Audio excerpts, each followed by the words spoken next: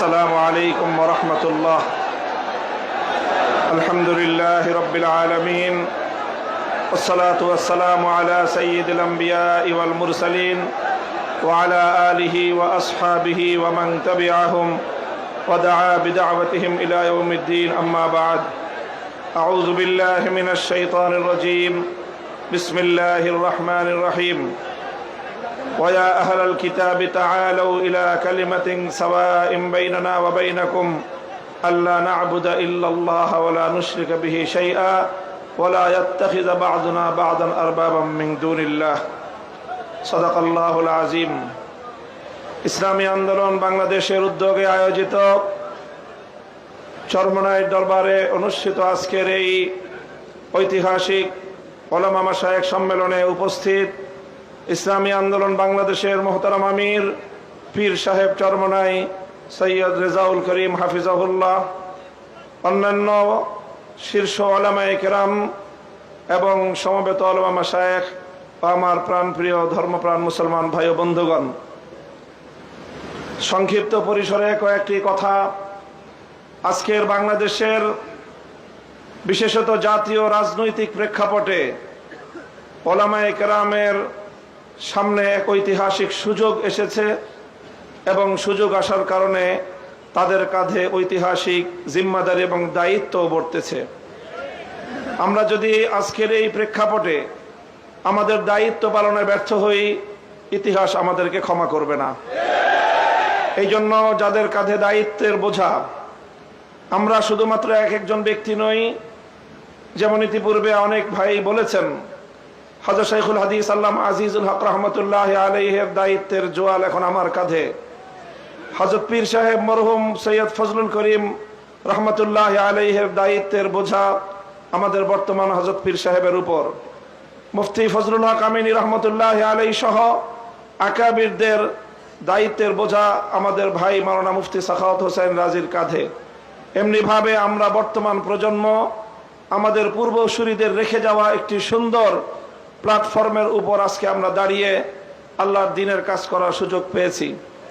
কাজে এই জায়গা থেকে আজকের এই জাতিকে যদি আমরা নেতৃত্ব দিতে, যথাযথ দিক নির্দেশনা দিতে যদি আমরা ব্যর্থ হই, তাহলে আমাদেরকে অনেক বড় মাসুল গুনতে হবে, দুনিয়াতেও এবং আখিরাতেও। আমি আজকের যে জাতীয় চাহিদা, বিশেষ করে সারা বাংলাদেশের সকল ধর্মপ্রাণ শুধু নয়, যারা ধর্মকে ভালোবাসে অন্তত তারাও, ইসলাম প্রেমী সকল মানুষের অভিন্ন চাহিদা হলো ইসলামী নেতৃত্ব তারা ঐক্যবদ্ধভাবে জাতির সামনে অগ্রসর হোক, জাতির সামনে উপস্থিত হোক। আমি আমার দীর্ঘ যে পর্যবেক্ষণ বাংলাদেশের ধর্মীয় এবং রাজনৈতিক অঙ্গন নিয়ে, সেটা আমি দেখি যে বাংলাদেশে আমরা আলহামদুলিল্লাহ ইসলামিক দৃষ্টিকোণ থেকে আমাদের পার্শ্ববর্তী উপমহাদেশের অন্যান্য দেশের তুলনায় আমরা অনেক সহনশীল একটি জায়গায় রয়েছি। আমাদের বাংলাদেশে ইসলামপন্থীদের মধ্যে পারস্পরিক ঈমান এবং কুফরির কোনো ইখতিলাফ নেই, মতবিরোধ নেই, যেটা আমাদের পার্শ্ববর্তী দেশগুলোতে রয়েছে।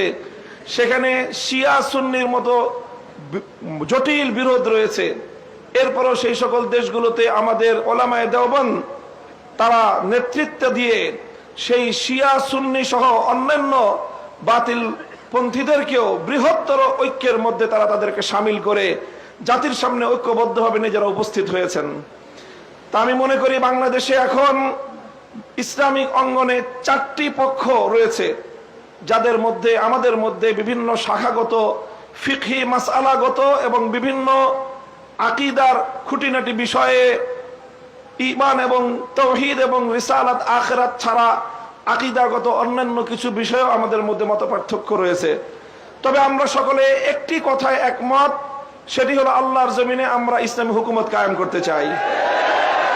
এই এক কথার ভিত্তিতে এটাই হোক আমাদের আগামী দিনের রাজনৈতিক ঐক্যের বুনিয়াদ। যারা যারা আল্লাহর জমিনে কোরআনী শাসন কায়েম করতে চায়, তারা আমরা আগামী দিনে একটি ব্যালট বাক্স নিয়ে জাতির সামনে আমরা এক মঞ্চে হাজির হব। আমি মনে করি বাংলাদেশে অনেকগুলো ইসলামিক মহল থাকলেও বাংলাদেশে ধর্মীয় এবং ইসলামী সেক্টরের কিয়াদত উলামায়ে দেওবন্দের হাতে। এটার মধ্যে কোনো ধরনের দ্বিমত অথবা কোনো সংশয়ের কোনো অবকাশ নেই। বাংলাদেশে যদি 4 লক্ষ মসজিদ থাকে, 3.5 লক্ষ মসজিদের ইমামতের এবং মেম্বারের দায়িত্ব উলামায়ে দেওবন্দের হাতে। কাজেই ধর্মীয় সকল অঙ্গনগুলোকে ঐক্যবদ্ধ করার ঐতিহাসিক দায়িত্ব উলামায়ে দেওবন্দের কাঁধে। আর এ কথা অস্বীকার করার কোনো উপায় নেই। দেওবন্দি উলামায়ে কেরামের সাথে সংশ্লিষ্ট যতগুলো রাজনৈতিক সংগঠন রয়েছে, তার মধ্যে সর্ববৃহৎ রাজনৈতিক সংগঠন ইসলামী আন্দোলন বাংলাদেশ। কাজেই সেই জায়গা থেকে ইসলামী আন্দোলন বাংলাদেশের দায়িত্ব সবচেয়ে বেশি। আলহামদুলিল্লাহ, আমি সাক্ষী দিচ্ছি লাখো জনতার এই মজমায় আমরা হযরত পীর সাহেব চরমনায় সৈয়দ রেজাউল করিম সাহেব হাফিজাহুল্লাহর মধ্যে সেই উদারতা এবং সেই আন্তরিকতা আমি প্রত্যক্ষ করেছি, আমি সাক্ষী দিচ্ছি। এজন্য আমরা আশাবাদী আগামী দিনে ইনশাআল্লাহ আমাদের ঐক্য প্রতিষ্ঠিত হবে। এই জন্য আমাদের যেই কথা আমরা একমত, সেটা হলো আগে আমাদের উলামায়ে দেওবন্দের নেতৃত্বে যে সকল রাজনৈতিক সংগঠনগুলো পরিচালিত হচ্ছে, আমরা আমাদের মধ্যে আমাদের ঐক্যকে আরো সংহত এবং মজবুত করব। ইতিমধ্যে আমির হেফাজত আল্লামা শাহ মুহিবুল্লাহ বাবুনগরী হাফিজাহুল্লাহর পক্ষ থেকেও আমাদেরকে সকল সংগঠনকে এই দাওয়াত দেওয়া হয়েছে। কাজী ইনশাআল্লাহ আমরা আশা করছি যে অদূর ভবিষ্যতে অনতিবিলম্বে আমাদের ঘরানার সবগুলো রাজনৈতিক সংগঠন আমরা সীসাডালা প্রাচীরের মতো ঐক্যবদ্ধ হব।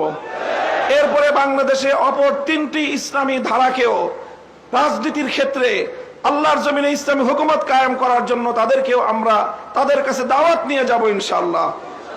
সেটা হলো, একদিকে বাংলাদেশে আরেকটি অঙ্গন রয়েছে আহলে হাদিস সম্প্রদায় হিসাবে বিশাল একটা সম্প্রদায় বাংলাদেশে রয়েছে। আমার যতদূর জানা, তারাও এই বিষয়ে বর্তমানে অতীতের যে কোনো সময়ের তুলনায় উদার দৃষ্টিভঙ্গি লালন করছেন। ডক্টর আসাদুল্লাহ গালিব এবং মৌলানা আব্দুর রাজ্জাক বিন ইউসুফের নেতৃত্বে আহলে হাদিস ভাইয়েরা তারা রাজনৈতিক অঙ্গনে উলামায়ে উম্মতের সাথে উলামায়ে দেওবন্দের সাথে ঐক্য করার জন্য তারা প্রস্তুত রয়েছেন। আমাদের আরেকটি অঙ্গন রয়েছে যাদেরকে আমরা সুন্নি বলে জেনে থাকি, সেই সুন্নি ভাইয়েরাও আমি আশা করি এবং আমার কাছে যতটুকু ধারণা, তারাও ঐক্যের জন্য প্রস্তুত রয়েছেন। তৃতীয় যে আরেকটি গ্রুপ রয়েছে জামায়াতে ইসলামী বাংলাদেশ, যারা দীর্ঘদিন ধরে রাজনৈতিক অঙ্গনে আল্লাহর জমিনে আল্লাহর আইন বাস্তবায়ন করার স্লোগান নিয়ে যারা কাজ করছেন, তাদেরকেও আমরা উদাত্ত আহ্বান জানাবো এবং তাদের কাছে আমরা দাওয়াত নিয়ে যাব। এইভাবে উলামায়ে দেওবন্দ যদি ঐক্যবদ্ধ হয়ে আহলে হাদিস, সুন্নি, জামায়াতে ইসলামী সহ ঐক্যবদ্ধ হতে পারে, বাংলাদেশের উম্মতের উলামায়ে কেরামের কাছে জিজ্ঞাসা করা ছাড়া কোন রাজনৈতিক সিদ্ধান্ত গ্রহণ করা যাবে না। বাংলাদেশ ইনশাআল্লাহ আল্লাহর নিজাম অনুযায়ী চলবে, কোরআনী শাসন বাস্তবায়ন হবে ইনশাআল্লাহ। সেই দিন আমরা দেখতে পাবো, আমাদের হায়াতে, আমাদের জীবদ্দশায় দেখতে পাবো। আমি আশা করি আগামী নির্বাচন হবে আমাদের জন্য সেই ধরনের বৃহত্তর একটি ঐক্য জাতিকে উপহার দেওয়ার মোক্ষম সময়। আমি আপনাদের সকলের কাছে দোয়া চাই যে এভাবে যেন আমরা আমাদের ভূমিকাগুলো পালন করে যেতে পারি। বাংলাদেশ খেলাফত মজলিসের পক্ষ থেকে আমি আজকের এই ভর মজলিসে এই ধরনের কার্যক্রম পরিচালনায় আমাদের শতভাগ উদারতার এবং আন্তরিকতাপূর্ণ ভূমিকা পালন করার প্রতিশ্রুতি দিয়ে যাচ্ছি ইনশাআল্লাহ। নাসরুম মিনাল্লাহি ওয়া ফাতহুন করিম। আসসালামু আলাইকুম ওয়া রাহমাতুল্লাহ।